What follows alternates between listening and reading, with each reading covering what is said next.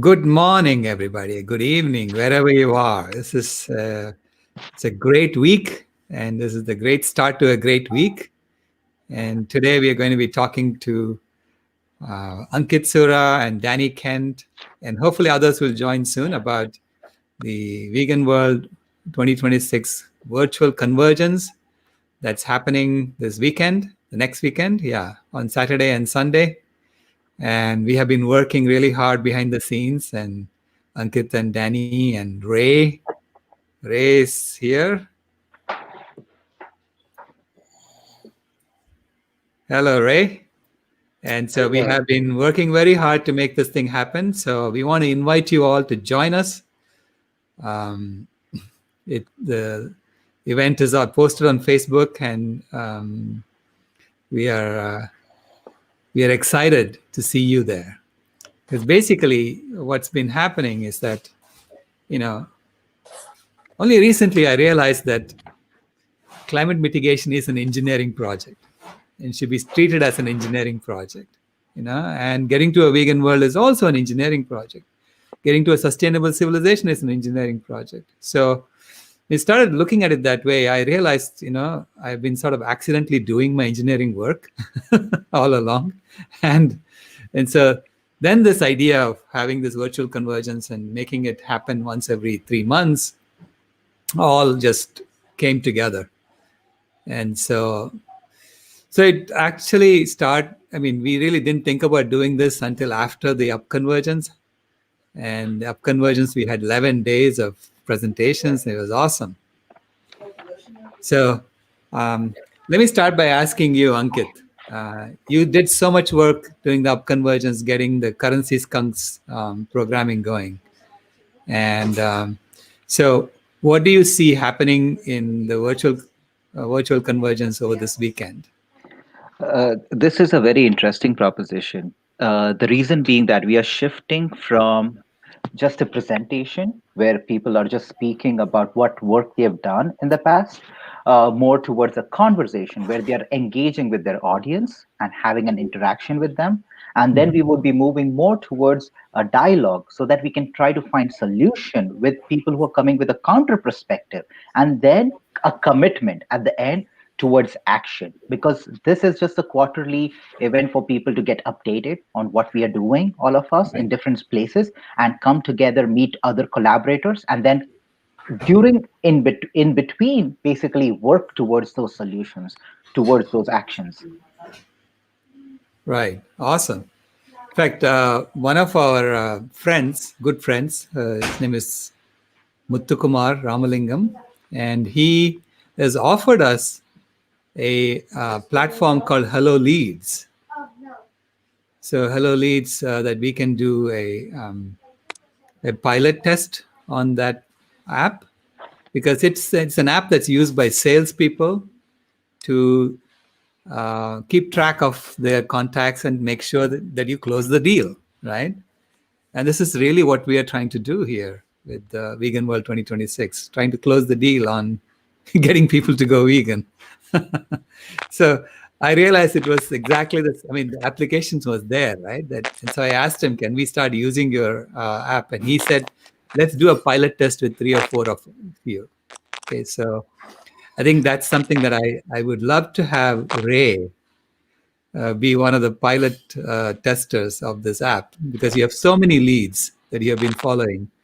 And this looks like a way you can organize it. So tell us about the leads you've been following on, and how did you get all these people to come together during the Up Convergence, and what are we doing with the virtual convergence this weekend? Well, one of the things, I have a lot of connections in the Toronto activist community, so that's where I started with the people that I know on Facebook. But looking for my contacts on LinkedIn, which are a lot more spread around the world, and the Vegan World 2026 base camp itself is very diverse and rich with a lot of people that have been drawn to the project, and there's pretty much every spectrum of study that's possible there. So the diversity of thought of people's intentions are very broad, and that really fit into the Up Convergence, where there was a 24, 25 channels of different conversations going on. Ours being one channel that was veganism and global transformation, and a couple opportunities during the day to interact with other groups. And there's an interesting blend of science and spirituality. And I think that's really resonated with a lot of people that have been following climate healers, because we want to know these scientific conclusions. We want to know this physics applied to some of the things that we feel very strongly about. But still, it needs to be all brought into a story. So we're bringing in storytellers. We're bringing in people who have really lived in that realm between the science, the spirituality, and the story that needs to be told to get everybody together, because people connect to a story. They don't necessarily see the science on the page and find meaning in it, and people react for a reason that usually has more to do with the heart than it does with the mind. We need them both, but the heart is a better master than the mind. Right. Yeah. Thank you so much for spearheading the base camp, and continuing to do that, despite what happened. I mean, and it is, to me, base camp showed its power when we incubated the book project on animal agriculture is immoral. Because I had that inclination to write that book, get that book done, when there was an announcement from the US government that they were going to treat slaughterhouses as critical infrastructure. And to me, it was like, how do you make people go and work and kill themselves off just to support this industry? So I wanted to, compile this book. And so I sent this message out to everyone on Basecamp, and I got 20 contributions right away, And that book is now on Amazon. So it was like, it's incredible that within, 5 months, we had the concept of a book and the book out there, which showed the power of this incubation strategy we are using in Basecamp. So thank you so much for doing that. In fact, that book is going to be unveiled. We unveiled it during the Up Convergence, but that was just the e-book. And now we'll be unveiling the paperback and the Kindle version during the upcoming convergence. So this weekend. So Danny, thank you so much for everything you've been doing in getting the word out. Oh, Danny disappeared. Sorry. The video was stuck there for a second. Yeah, the video got stuck. I mean, she's having a little bit of internet issues. There's an opportunity that I wanted to bring up how much of a shift in understanding the concept of conversation has had. I'm a media guy. I understand cameras capturing things, and it's either live or it's something that's captured and edited. So I've been a video editor most of my life. And this convergence and other conversations, this collection of conversations is revealed itself to be so very important. Sometimes you feel like you're repeating yourself because there's a new audience, but that's part of like how we exist as a species, and how we might be able to take the best of what we've had, recognize what really makes us tick, and get the conversation going on a global level. We've kind of had these tribes around campfires for millions of years, and now we have this campfire atmosphere that, a lot of it's stemming from COVID isolation. But hey, if we're got to make, if we get lemons, we make lemonade by bringing everybody together and start solving problems of the world. Yeah. I mean, to me, the COVID-19 pandemic has been really like Mother Nature putting us in our chrysalis phase, and sending us to a room saying, think about what you've done. And and when you come out, be less mischievous and less naughty, right? And so figure out how to become butterflies. So that's what we are doing here, literally. And in fact, that's what this convergence is about.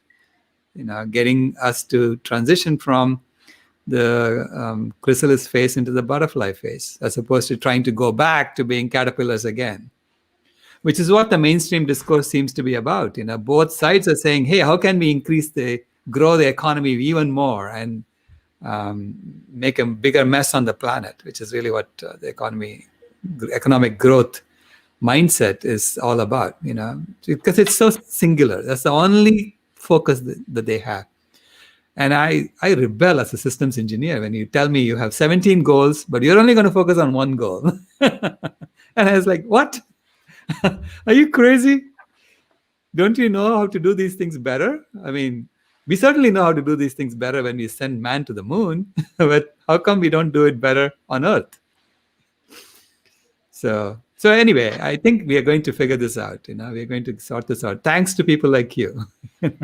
And just to add something interesting, Ray, to your point about conversations taking place and encouraging that, the challenge that we've been facing while organizing this is how do we get the youth? And we recently got a fascinating, enthusiastic organizer called Summer Rose, and she also helped organizing the Up Convergence, and she's part of the Sign Network. So what we are trying to do is right now reaching out to Greta, if possible. If not this quarter, maybe the next quarter. But we need someone, a young mind, to come join. And over here on our platform, firstly, inspire the youth to come. But also now, we as youth, we as over here, part of this Chrysalis Incubator, are taking now solutions in our hand, talking about solutions. We know that the people in power should be taking that responsibility, that accountability. But if they are not doing that, we ourselves at the grassroots will start doing and finding those solutions. Yeah, it has to really come from the grassroots, because one of the things I realized, when we were writing the animal agriculture position paper, is that the IPCC is full of scientists, but scientists don't do mitigation strategies. They cannot really. That's really an engineering job. So you have to have an engineering perspective to analyze the science and understand how do we then take this forward to a solution?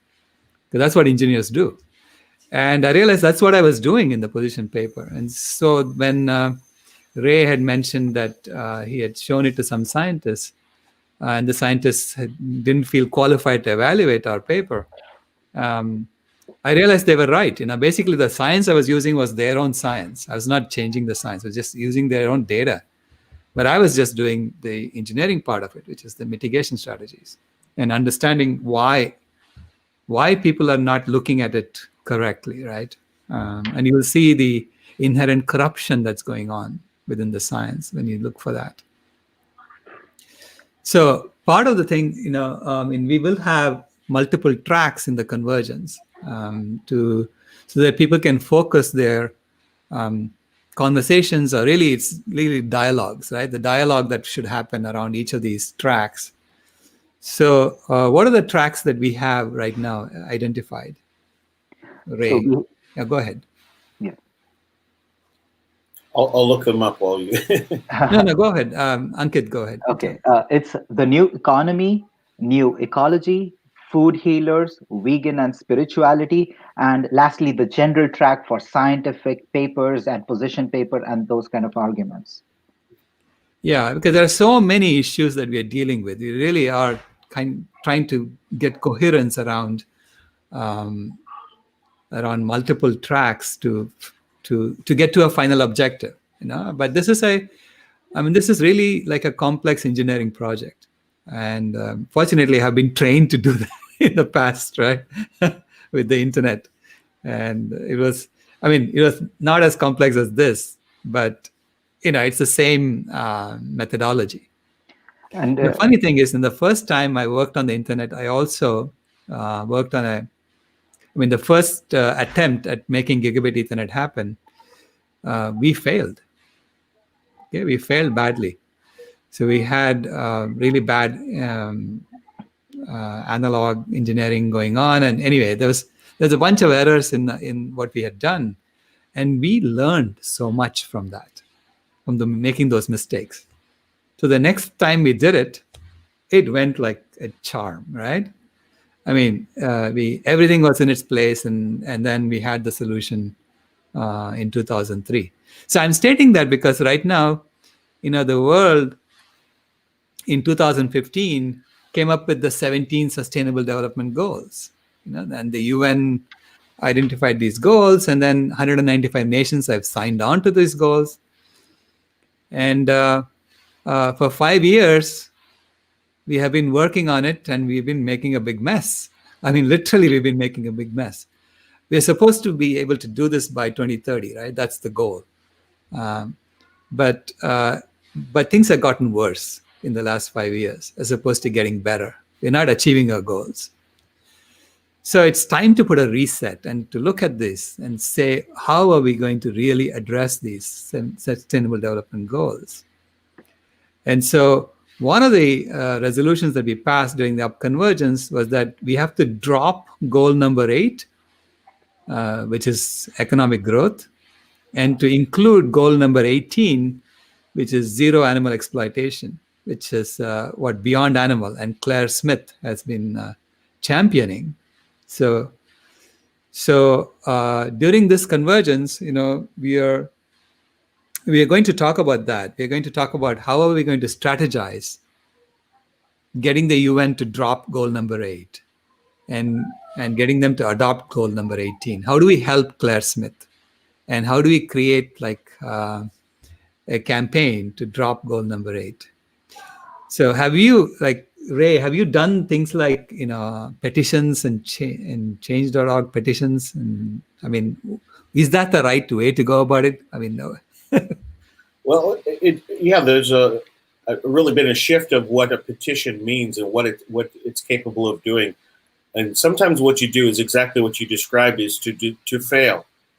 Create a petition to prove that a particular avenue doesn't work. I petitioned the Canadian government to put food choices on their climate change page. The top 10 reasons top 10 ways that you can help climate change, and food wasn't on there. So I made a petition and got a member of parliament to represent it, and I got the appropriate number of signatures. And they said, well, we've got a food guide coming out, and we've got a food policy that's in development. But they never answered the question. And eventually that top 10 things that you can do, that page disappeared. That's the solution, that we can't do anything, that everything has to be a top-down solution. And really what it came down to was, I can just imagine these behind the scenes, they want to put food as a solution to fight climate change on the national website. What does the agribusiness department of the government have to say about that? Yeah, we don't want that on there. So, you mentioned the United Nations, and I see parallels between that as a governing body. Some departments make money. Some of them are about generating money, and some of them are about protecting concepts which don't make money, like the environment. The environment which we pretend it just is, and it doesn't cost us anything. And in fact, we have departments of our government that call that the environment resources, and how we get those resources to market. Right. Especially a problem in Canada, because we don't have a huge population, but we got resources to the North Pole. So, and climate change is something that we really have to be leaders in it. Otherwise, we're going to be the exploiters of it, because, I mean, we're a cold nation that a lot of people can fool themselves into thinking, well, what if it gets a little bit warmer? What if it gets a little bit warmer? And I try to express, it's not about getting warmer. It's about, imagine your farmers take their almanac and just throw it out the window, because it doesn't mean anything anymore. Everything is chaos, and how do we produce our food? It's not a bargain that we'd want to get into, but I think a lot of people subconsciously are thinking of it that way. So we have to look at the United Nations that same way. What sort of bodies will we approach with the to solve these sustainable development goals? Ironically, the one that the Hunger Organization is the FAO, which makes perfect sense. It's the Food and Agriculture Organization. What doesn't make sense is that they are considered the agriculture organization. If they're there to solve hunger, then they should be helping us with Sustainable Development Goal number 2. But as far as climate change is concerned, I personally have a vote of non-confidence. This hunger organization, an anthropocentric, human-oriented body, is doing the science, is doing the scientific rigor for atmospheric science. They will reject everything in Dr. Rao's paper, not because of science. It's their science. It's the IPCC science. It's the science that's available to everybody. But the interpretation of it, they reject because it really shifts the perspective of how we fight climate change. And that's through agriculture. That's through an immediate response to changing our food system in the next 10 years to avoid, the hothouse Earth that we're now aware is threatening us. Yeah. So how do we solve it in the short term? Fossil fuels won't do it. I will not see the reduction of fossil fuels of the carbon dioxide in the atmosphere during my lifetime. It's just going to accumulate. We have to stop it from accumulating, but we have to stop the short-term, the short-lived greenhouse gases, and that's methane. So to ignore methane is criminal in the climate change community. Yeah, it clearly has also a lot of consequences. It's not only criminal to ignore it, it is probably genocidal to ignore it, because you're letting people die of hunger. So another 250 million people are going to go hungry at the end of this year, according to the UN. And then if you don't talk about this food choice as a solution to address hunger and climate change and all that, are we not responsible for the suffering that happens as a result of that? So I think future generations are going to look back at this era, and they will identify some of these people who didn't say anything as the people who are responsible for some of the genocide that happened, the ecocide that happened. So it's literally the Nazi era is being played over now, and but people are not seeing the connection yet, but we will see it later. Our children are going to see it definitely. So speaking of economy, because that's one of the things that occurred to me, is that if you have a system in which you value a dead tree more than a live tree, or you value a dead animal more than a live animal, why should we be surprised that everyone is trying to kill all the trees and everyone is trying to kill all the animals? That's the game we have set up, right? So speaking of that, in the new economy track, what are all the options that we are looking at the moment? What are the presentations we are going to see, for instance? Yeah. So at this present moment, we are just inviting more people to come participate with us. So we are asking for people to come present, but at the same time, we are going with a strategy.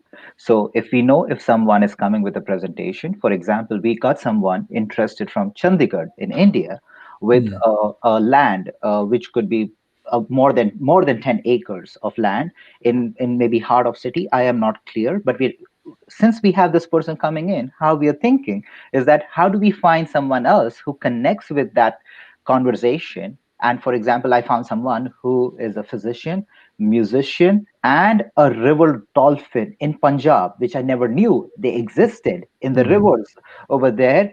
And he has always been championing that we need to save those river dolphins, we need to engage. So over here, what we're trying to do is that first bring them to the platform. While we have currency skunks, like the people who are playing with currencies, the cryptos and alternate, and they're talking about away from the old paradigm, new paradigms. So we are thinking of how do we strategize this into some kind of a project where we can get the funding going in the sovereigns and maybe get the new economy started, kicked off. So these are some kind of initiatives that we're doing, and we're getting more people invited. But at this present moment, I'll keep my pitch tempered because we're still getting presentations. Yeah. This is the beginning of a continuing process. So every 3 months, we are going to keep doing this until we get to a vegan world. There's no question we're going to get to a vegan world. It's how do you do it, right? And of course, you have to be adaptive in the process. So meaning you have to be prepared to change your strategies if things don't work out. So speaking about that, I'm writing up a strategic action plan that we will be discussing during this convergence. In fact, that's one of the main tasks that we have to do in the general track, is to discuss all the items in the strategic action plan and figure out, is there a better way to do it? Is there a different strategy we need to use? But I'm just bringing my initial cut on this based on my experience as a systems engineer, so that we can have something to start with, right? So one of the things I started with was the observation that in the current economy, the way we have set up the economy, money flows from the top down and resources flow from the bottom up and top down. Okay. But money only flows from the top down, and it is given to us in the form of loans typically. Okay. So, and see, we get a salary, it's really because someone borrowed somewhere and then made enough profit to pay for it. So at any given point in time in the system, there is more debt than there is money. So that's the way it works. So what I observed, the reason we have all these social justice issues is because as resources flow up the social pyramid, we call that commerce, right? We call that commerce, and you're allowed to take profits in commerce. So that's the way this game is set up. So this is why when we go buy a pound of organic basmati rice for $3 in the retail store, and then you go and check how much of that money really did the person who grew the rice, how much did she get? And I've gone and done that, in Orissa, India, where people are growing this organic basmati rice, and they're getting on the average about 5 cents a pound. And this is after paying for the mills to shell the rice. So it really is processed rice that they're selling. So they're getting about 5 cents a pound. So what happened to the others? Other $2.95? It got eaten up by traders, right? So because this system was set up by traders, by colonial traders, so they kind of set it up in the way that they are allowed to take profit out. Now, when resources flow down the pyramid, say, like I go and donate $3, for charity, I expect $2.70 to get to the people who are receiving it. So I said, no more than 10%, right? So during philanthropy, we know we have to do it efficiently. But during commerce, we deliberately induce inefficiency. And this is how we are extracting wealth from the poor and funneling it to the rich. So the estimate that Jeremy Lent had put in his paper was that every year, $3 trillion worth of resources is flowing from the global south to the global north, because the global north set up this system, right? It is a colonial system that began in England, I guess. And then in the US. And so this is how social injustice is built into the system, right? So you ask, can we not do this thing better? Do this more efficiently, so that people who are putting in the effort do get treated fairly? So those are the kind of questions we are going to be addressing, and these are fundamental questions, right? And so this is part of the Aquarius currency system that we have been talking about and working on. Yeah. And when you talk about that, you use grain as an example. You use rice as an example. How does that affect the supply chain when it's feed crops that get fed to animals and in turn sell the flesh to the market? This is part of the reason why there's much resistance in bodies like the FAO, because this is a money-making tool. Inefficiency, the huge supply chain with so many hands involved in creating something that's bloated and inefficient. Yet it's the animal agriculture industry that claims, oh, we just have to make efficiencies. Of course, because you're so inefficient, there's plenty of inefficiencies to point at and say, yeah, we could tweak here and tweak here. But we know that systems, when they are breaking, when they have a life cycle, they can't be fixed forever. And when something is truly obsolete, it shows its signs that it's dying. And I think It's really takes vegans to recognize this. Everybody who loves meat, and you are blind. Love is blind, right? You're blind to all the signs. And they say vegans have a bias, and I don't deny it. We absolutely do. But we're able to see what that opposite bias, which Dr. Melanie Drake calls carnism. It's an invisible bias. That's a much more dangerous bias because you pretend that there's no opposite bias to veganism. There is. It's carnism. And it's a secret contract that everybody follows this silly formula. We eat meat because we eat meat. That's it. It's just because. Well, it's the foundation of colonialism, right? Build a future around that. Yeah. So I would like to add something to that. So firstly, on the social justice and a little bit on the raised point of eating. So about 100 years ago, a chick would give about, let's say, 150 eggs a year. And now they have been designed over last 100 years in an industrial farm setting to make more than 350. Like, I may not get the numbers right myself, but I'm just trying to point out that someone who was tending to them, caring for them, letting them graze openly, it was for them once in a while. It would be a treat. Now it's no longer a treat. Now it's an everyday pattern that everyone is having and actually making themselves unhealthy. Right. So that's that part of the food. But I'll just tie it to the social justice and tie it to the new economy track and what we're doing. So we need experiments. We definitely need experiments to engage people in the conversation. Though that experiment may not turn out to be something that happens in the real world afterwards, or may happen. We don't know, but we need to stimulate that thought process.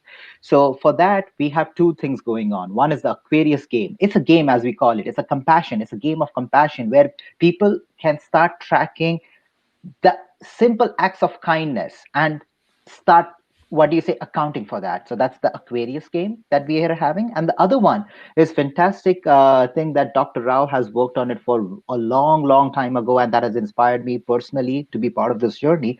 And that's the Ahimsa coin economy that has been documented in the Carbon Yoga book. And it's such a beautiful, inspiring work. Those few pages itself has inspired me into thinking about how do I make it realize it. And that's another experiment of Ahimsa bank or Ahimsa coin economy. Yeah. Thanks for bringing that up. Basically, one of the motivations for Aquarius and Ahimsa coin is really just a one-dimensional version of Aquarius. Aquarius is a multi-dimensional because I realized it isn't just land use. We also have to take into account CO2 emissions, nitrogen emissions. And so we need a multi-dimensional vector because we really have to stay within all the planetary boundaries, not just one of them. And so we need to measure all of them, right, when we want to stay within them. So one of the things I noticed, we have to stay within the bounds of chemical pollution and aerosol loading and air pollution. And both of those in the scientific literature are not quantified. So I said, why are they not quantified? We've been at it for thousands of years. We haven't figured out how to measure this. And that's when I realized that the work that we had done with the human experiment is relevant. Because in the human experiment documentary, we showed that the governments have set up these rules and laws that chemical companies and companies don't have to disclose what they're polluting into the environment. Okay, they don't have to disclose. So it is the opposite of the way it used to be. It used to be that you had to prove that your product was safe before you bring it to market. Now, they flipped it around, I think in the 50s or 60s, they flipped it around to make it that you can do whatever you want in the product, but the customer has to prove that your product caused a problem.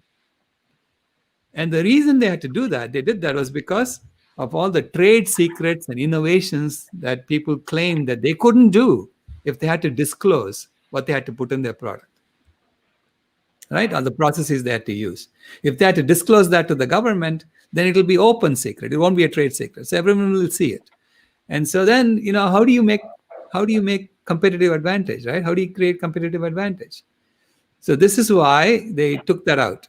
I mean, I think this is why they took that out and they flipped it around. Now, the upshot of it is you can't measure it. And if you cannot measure your chemical pollution, the extent of your chemical pollution, how are you ever going to make yourself sustainable, right? So clearly, sustainability requires an open source economy. So this is one of the first things I realized, right? And this is why I said Aquarius has to be in an open source economy and ecology. It cannot be done with secrets. So we have to have institutional transparency and individual privacy, which is the exact opposite of what we do today. Because today we have, Google knowing everything you do and Facebook knowing everything you do. So you have no individual privacy whatsoever, but you can't know what they're doing. They can pollute like hell, and you won't know, right? This is the opposite of the way we should be doing things for sustainability.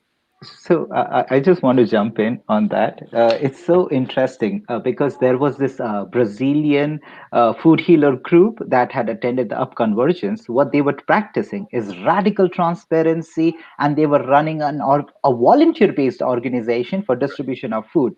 So what radical transparency ensured is that people can give their time without thinking my hour is worth this much dollars or this much dollar, and they still want to do it, right? Because they are feeling connected with the larger cause that that organization is trying to pursue. So that is one thing. And the another thing about open source and Google, it's so funny because the corporate world, how they operate like a pyramid scheme themselves, where the person at the top is definitely making more than 10 times the person at the bottom, and nobody, and usually the HR would say you cannot disclose your salary, but suddenly let's say everyone starts disclosing it, keeping it open, they would see that, my goodness, it's a pyramid scheme and they are toiling for the person at the top all the time. Right. Yeah. No, I mean, see, every corporation is asked to grow its economy. And so, I mean, it's revenues, right? So every CEO will get fired if they don't grow their revenues and they grow their profits. Including the President of the United States. Including the yeah, but so we have created a system. It's all about growth, which is the system of the caterpillar. So this is the system of the caterpillar, right? So we have grown, and this is the only way we can keep the social injustice going, because we keep giving people the promise, hey, when we grow, you will get better, right? You'll be better off. But if you suddenly announce you're not going to grow anymore, people are going to rebel at this social injustice that's happening, because clearly people are stealing from them, right? I mean, they know that they're getting 5 cents a pound, and that it's being sold at $3 a pound. They can look up the internet these days. Okay, so they all have cell phones now, so they can see what is really going on, and so they know it's an unjust system. And so the only thing that keeps it going is the promise of growth.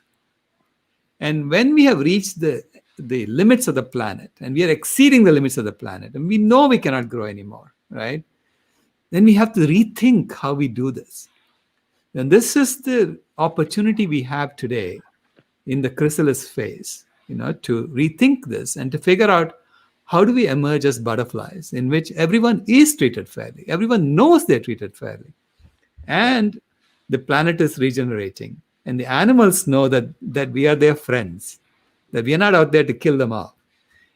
So I think fundamentally it is this SDG number 18, zero animal exploitation, is the foundation of a butterfly economy. And the foundation of butterfly economy is money flowing from the bottom up, not from the top down, which is why the architecture for Aquarius is like that, from the bottom up, not from the top down.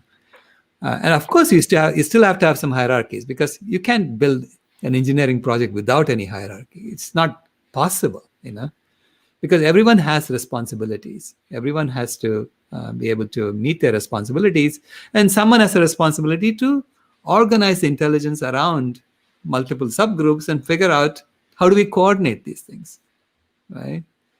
So, and we have done projects like this where it's not like one guy bossing over everybody else, it's we all have our roles to play, and we go off and execute on it.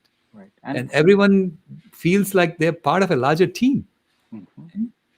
Exactly. That You wraps see, into what I was talking earlier about the governments and the United Nations and the departments that are concerned about profit and the ones that are concerned about the environment, which are generally have less voting power, less Right. policy power, and the to give animals a position consideration within this sustainable development goals is really the challenge, and that animals are not resources. We need Right. to change that mindset that animals are just trees that walk around. And we know that there's a logging industry. It's an industry. We cut down trees. That's just the way it works. There's a pork industry. We cut down pigs. That's just the way it works. Well, how do we know when these systems are obsolete? And I think that if you take a true accounting, a true audit of your industries, and this is what you do when you once you acknowledge that there's a existential crisis, you go, okay, let's figure out what the moving parts are and truly audit each one of these industries, not based on how well they taste, not based on how well loved they are, not based on how many TV commercials you see at every commercial Right. break based on these products, based on how much an honest life cycle analysis of their supply chain. You mentioned the ordering the people back to work in the meat plant. The executive order, I find it so interesting that nobody seems to notice this about the executive order that Trump signed. It said that, the excuse was that Americans need their protein. I think all of Jane Unchained's viewers understand that's not a thing. It's not that Right. the United States is deficient of protein. We've got to hurry up and get some protein for Americans. In that executive order, it says the meat supply chain is very fragile Hmm. and it needs to continue. Otherwise, what? Otherwise, it'll break. Otherwise, it's not a solid structure. It's not a reliable structure for getting calories to our people. Mhm. So that's, I find that very encouraging as a vegan activist that they acknowledge that this is not a strong supply chain, but it's also an inefficient supply chain. And as climate change, as we look towards the future where we're going to be experiencing some of the effects of climate change, hopefully not the full blast effect. Well, hopefully we can avoid that, but we're going to feel climate change. And when we do, our weak systems are going to fail. So like I said, we're going to have a vegan world. You may not choose a vegan world, but it's coming because So, these systems just are left over from the industrial age. We don't live in the industrial age anymore. Right. We've still got all of our systems. One kind of interesting thing is I was making graphics for this conference, and we talk about one transformation from the caterpillar to the butterfly, but it's really so many series of little transformations. And our 5 different tracks have summed up as the ecological transformation, the economic transformation, the systemic transformation, spiritual transformation, and a nutritional transformation. Right. Each one of these has a curve in which there's a system that is going to die and a new one's going to take over. Right. just to That we have all these little transformations to do, and everybody's passionate about one of them. So we really encourage you to figure out which one is yours, which one speaks to you. Get involved and taste all the other ones as well, because we need them all.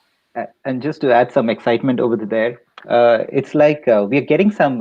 I don't know whether they'll show up at this conference right now, so I don't want to get people too excited. But I just want to let them know that people from the gaming world are also joining us, and these are game developers. And what we're trying to do is that we need a dashboard. Because the thing is, we have the Google satellite map that tells us how our house looks like, our neighbor house looks like in the super block that we are all gripped pattern, where we are forced to drive everywhere. So unless we don't have a game to measure like the mileage on my car for a year, or my house, how much carbon dioxide, or Right. whether the swimming pool, how much water is in there, chlorinated water, fresh water. So those are the things that we need to start visualizing, and that too as a communal level. So not an individual, like what your account, my neighbor's bills are. It's more like at the communal level. Am I in the good standing, or am I meeting the criteria, or am I below the consumption rate, right? So we need those kind of tools. So we're encouraging those people to join us. And hopefully, I'll just mention something interesting, is that many of these designers, artists, a lot of people, they have the skills.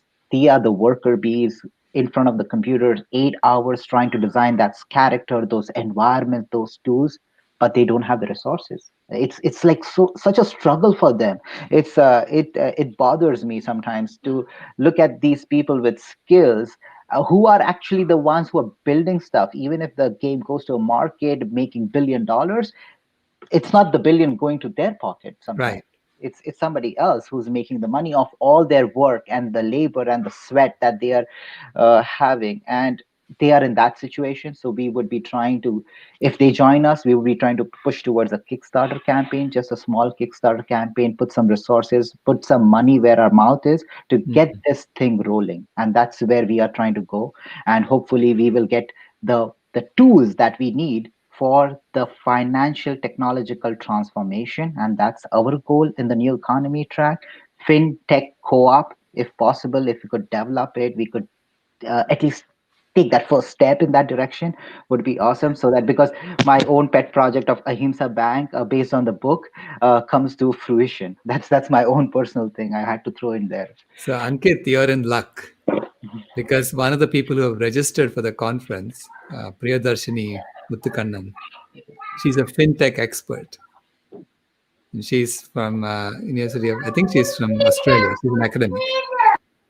And so, yeah, so it is going to, I mean, to me, this is an exciting convergence that we are creating here, because it's about having this kind of conversation that we had just had for the last 45 minutes, having that over 20 hours, we're going to make a lot of progress in different streams. And that's exactly how the internet also happened. Okay. So the internet was also a mishmash when we started. It was like a mess. There were lots of people doing their own thing, and it was a big mess. And when we created this forum for coordinating our work and putting a stamp on things saying we have approved it, so we have made sure that it is interoperable with all the other things we approved. So with that process, we were able to get the standardization in place and the cohesion in place.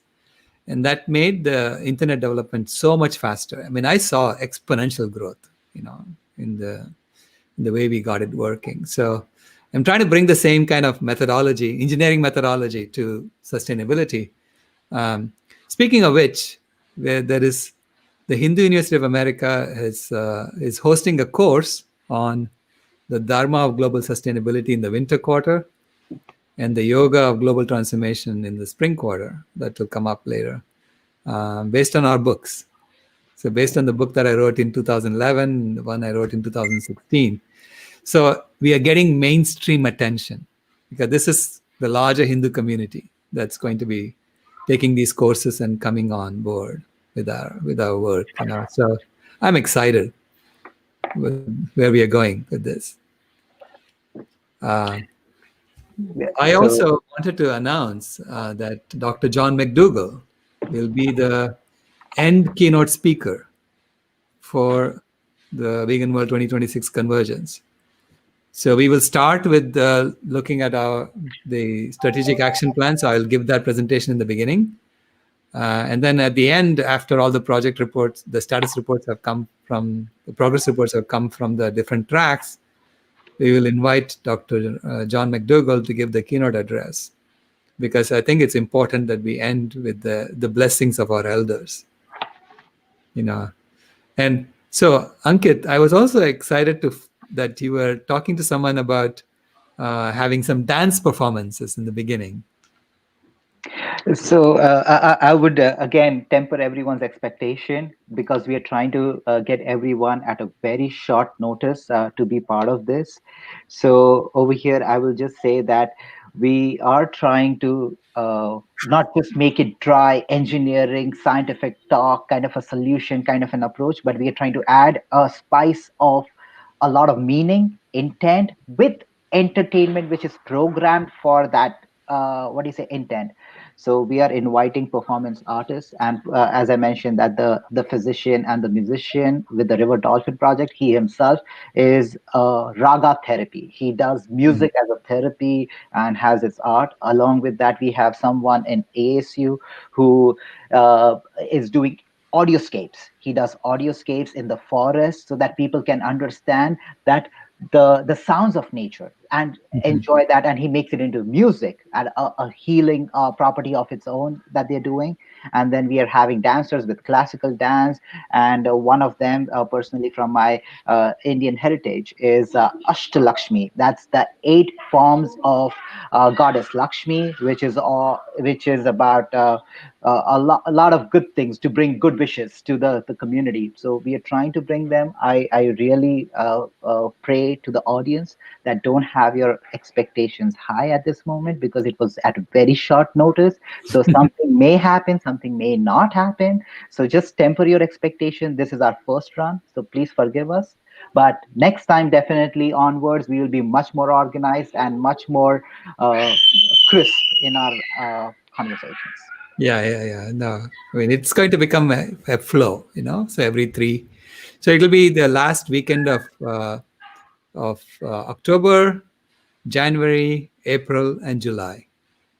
So please mark that off on your calendar for the Vegan World 2026 Virtual Convergence. It'll start off with being 2 days, and we'll see as the projects get to be more more fleshed out. I shouldn't be using that word. there will be we may have need more time than just 2 days to do our work, but we'll see how it goes. So Summer Rose, I'm happy to see you here. Uh, Hi. so I don't see your photo. I think you have a I'm, virtual cam on. yeah, Cam Mike, let me see why. Oh, it's trying to do OBS. Here we go. I do have a little hoodie on.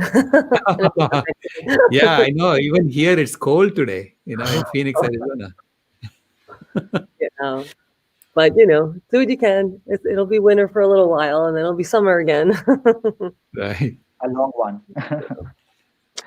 So, yeah, Rebecca, I just found out about this gathering. So just getting my feet wet and diving in wherever I can. So I do have a 9 o'clock meeting, as I said in the chat there. Right. Yeah. But Thank you so much for joining. Thank you so much for all your help in getting people to register for the conversions and to come and participate in this. Yeah. So everyone, just imagine this kind of conversation happening for 10 hours. Okay, that's what you're entitled to. That's what's going to happen. Okay. And how do I get Beth, Beth Love to sign up as a presenter? What's the... Right. So there is the link in the, if you go to the conference registration form, and Sarah has put it up. Okay. I'll just have her sign up. Yeah, just have her sign up. And we'd love to have Beth. Beth has always been a great influence on us. She's come to the previous Vegan World 2026 conferences. Yeah. Yeah, she's been doing this for a very long time. So. Right. Yeah. And we missed Summer in most of the conversation, but I just want to add, Summer is very, very active with the vegan community worldwide, and she has, if I'm not wrong, even worked with organizations that Greta has been associated with, and with youths, and also she is a person who brings her own energy of dance and passion. And when Right. that happens, so everyone who's coming for that conference, look out for Summer. Yeah. I'm going to trance you out of your sad diet, standard American diet, and get you into your healthy, vibrant, life-saving diet. Right. One of my fun little magical ways that I help the vegan community. And also Food Not Bombs, is a great resource also. Feeding the World Forever. And I'm friends with Keith McHenry, the founder of Food Not Bombs, co-founder. And Yeah. it's just amazing. The people on this planet who are doing the changes that need to get done, with the 3 meals that we eat every day. What's more important than that? Right. This is how We would love to have Keith McHenry join us for the convergence. Because there's a lot of discussion that we need to do about how do we help him. how do we get more resources to Food Not Bombs? How do we get them to do, give them more organic produce, wherever, right? So there's lots of connections that we can make. And that's the beauty of the incubator that we have created, that we can tap into a lot of other people, who can help. Wonderful. Silas, you're amazing. I'm just so happy for you. And how do I pronounce your name? Aryabhata? It's actually Ankit. Aryabhata. Okay. I'm sorry. I call you Ankit. And Ray, it's just the core here. I'm just honored to be part of the team and how I can help, the best I can. And I will do a lot. And it's also interesting that Summer is also part of a sign network, that's Synergy Impact Network Exchange, which is a fantastic organization behind the Up Convergence and the Peace Conference all coming together. So what we are trying to do is we're synergizing all these different platforms. They exist, they have their own message and their own audience, but we are all synergizing towards the larger meta story, the meta narrative that we are all trying to shape, giving the world a new story, right? Because the old story doesn't work for majority of the people. We are the 99%, so let's tell the new story. Yeah, it's the new story and the new game, that need to, because that's how we humans coordinate our actions. We tell stories that we all agree is common stories. Like the story of money is a common story, right? We all agree, oh, that's money. So we tell common stories and then we play common games. And the game of money with the rules or whatever is set up it's set up in a way that's unjust at the moment. So we can fix that. That's what we are all about. We're the 99.99% because it's the top 10th of the top 1% who are really ruining it all. So I know that we have the energy, like a lot of us, enough of us are awake. So once we get organized and through this, I mean, the food is huge. I mean, food is life, healing. It's right. Medicine. So I really think that just the vegan plant-based community are the ones who can really change the world on a big level in so many ways. I mean, yeah. So and over here, I have to add this, Summer, and to everyone who's watching Jane Unchained, is that firstly, I'm not a vegan. I'm an organizer. I'm not a vegan. But hanging around the vegan, a lot of time, what I've come to realize is that they are the one having the moral and the spiritual force for this transition to happen for people like myself who are still outside the vegan realm, not even vegetarian, I'll be honest, and bringing us into the fold and encouraging. And that is the reason why when I meet all the non-vegans, and the moment they hear the vegan world, they say, oh, this is a vegan conference, I'm not coming. I say, no, it's not vegan conference, it's a climate convergence. And that's how I frame the conversation with them. It's a climate convergence where the climate community has understood that veganism is one of the main solutions at the heart of it that starts with an individual. And I really respect all of you, and I just want to hang around all of you and just helping you, serving you, so that I myself someday can make that leap. Yeah, we will. I mean, more contagious than COVID. Yeah, in fact, Ray, one of your hello leads is going to be Ankit. Yes, Summer. I'm going to jump out, but I love you all, and I can't wait for the next conversation. Thank you so much. Thank you so much. Thank you for being here. Thank you, Summer. So I was going to say, Ray, one of your hello leads contact will be Ankit. So you can follow up with him, help him and his family with their transformation. Because ultimately, we are all in this journey together. Okay, we are all in this journey together. It's not just vegans who are going to do this. It's all of us are going to become. From caterpillars, we're going to turn into butterflies. Okay, we are all going to do this. So different people are in different stages and different stages in different aspects of our lives because it's multidimensional. This transformation is really multidimensional. It's not just food, right? It's our attitude. It's how we deal with nature, how we deal with animals. I mean, there's so many things, and how we deal with our products that we buy. What we do with waste. With our waste, I mean, everything has to be on the table, and we are transforming the entire system. So we are all in different stages of this journey, which is why we welcome non-vegans. I mean, people who are not yet vegan. We call them pre-vegans, by the way, because we're all going to get there. So we welcome everyone to this convergence. But we should just be clear that the focus is a vegan world by 2026. That's all. My wife is the vegan-abler on Facebook, and we've actually trained for door-to-door outreach. We never actually did it, and I kind of wish we did, because I'm sure we'd have great stories to tell. That's outreach on the right on the ground. But Right. she realized that she wanted to be involved with food activism. Really focus on the food and focus on people who say, I'd like to go vegan, and just find a way to get rid of that but.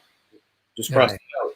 So that's a project that I want to try to incubate. I think that it would make sense for us to get involved in and make that vegan-abler concept something that we can share across the internet through our network, and everybody in every city can have vegan-ablers that do a little bit more than there's the Challenge 22 kind of concept. But I think that it really is changing the way that you shop, the way that you go into a supermarket, the way that you organize your refrigerator and your pantry and so forth. So it's a lot more than recipes. There's Right. a Absolutely. whole lifestyle to engage in. How do you deal with family events and holidays and things like that? So there's a lot to unpack, and I think a great conversation. There's so many people passionate about food and different cultures too. How do you replicate it for different cultures? Yeah. So thank you all very, very much. We have just run out of time at the moment. So I'm really looking forward to this convergence this weekend.